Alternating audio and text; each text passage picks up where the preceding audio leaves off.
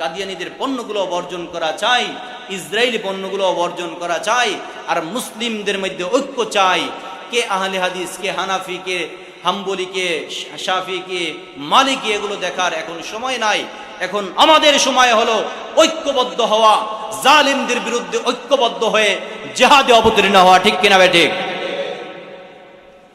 এখন পরে আছে তারাবি 8 না 20 রাকাত, এই মাসালা নিয়ে এক আলেম আর এক আলেমের সাথে গুতাগুতি, এগুলোর সময় না। এখন সময় হলো জালেমের বিরুদ্ধে। এখন যদি আমরা সোচ্চার না হই, আমাদের অবস্থাও হবে ফিলিস্তিনের মতো। ফিলিস্তিন পুরাটাই ছিল মুসলমানের হাতে, এখন ইসরায়েলেরা ভাড়াটিয়া হিসাবে এসে পুরা ফিলিস্তিনকে দখল করে ফিলিস্তিনদের উপর এমন নির্যাতন চালাইতেছে, আমরা যা কল্পনাও করতে পারি না।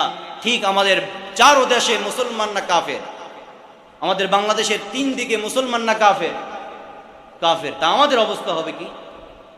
এই জন্য এখন থেকে সতর্ক হতে হবে।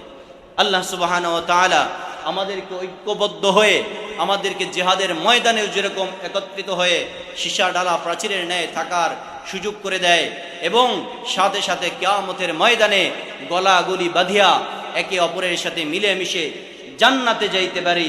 আল্লাহ সুবহানাহু ওয়া তাআলা আমাদেরকে তৌফিক এনায়েত দান করেন। সকলে বলি